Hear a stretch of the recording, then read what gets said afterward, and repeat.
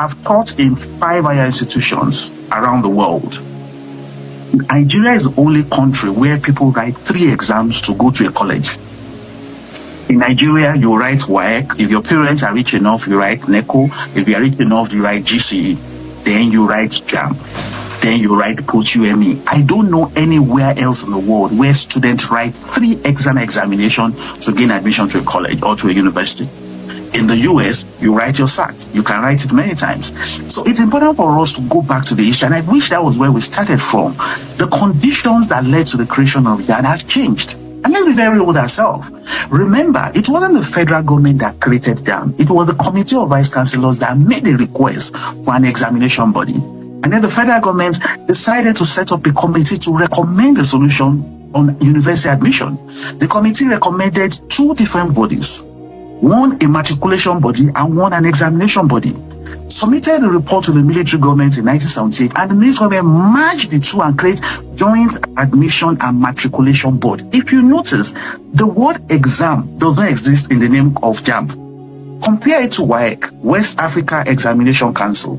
Compare it to NECO, National Examination. The word exam does not exist in JAMB because that is not the primary purpose of JAMB. There are 5 rules that JAMB has as mandate, of which writing exam is just one of it. There are 4 other mandates it has. But because we have now decided to focus only on the exam, that's why we're having the problem we're having. The biggest responsibility of JAMB is to get people to universities and our institution. And let me ask you this question. Check the data in the last 5, 6, 7, 8 years.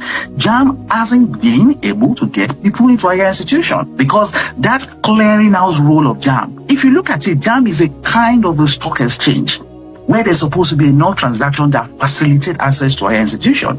JAMB has not been effective in that direction. So I tell people, we all talk about the exam and we'll talk about the exam, but the real role of JAMB, or the role of JAMB that is irreplaceable, is that sorting and getting people to higher institution. I'm going to just say the last thing about this. If you go to Canada as comparison, Ontario, for example, when a student gets to year 12, he writes his school exams. He will have been writing from his year 10. He writes his school exam. That child does not do any other exam to go to university in Canada. There is no WAEC equivalent in Canada that is going to write.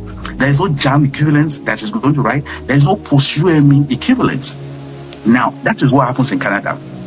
Let's go to UK. Think about a girl who attends Queen's College in Sabo in Lagos. If a girl, the closest school to Queen's College is the University of Lagos. If a girl wants to attend a university in UK, what does she need? She will write WAEC in her school and send that WAEC result or WAEC scratcher to the university in the US, in Canada, in England, and she will be given admission with only a WAEC. If that same girl who attends Queen's College wants to go to Unilag, which is just a few kilometers down the road in Akoka, that girl will write WAEC, she will write NECO, she will write JAMB, she will write post-UME. Question, why is it that that girl needs to write 3 exams to go to a university in Lagos that is poorly ranked compared to a university that is the top 20 in the world?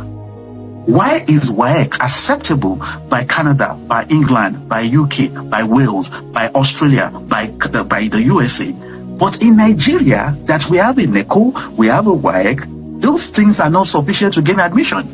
We are just burdening young people with unnecessary exams. That doesn't help. And that's what we need to stop.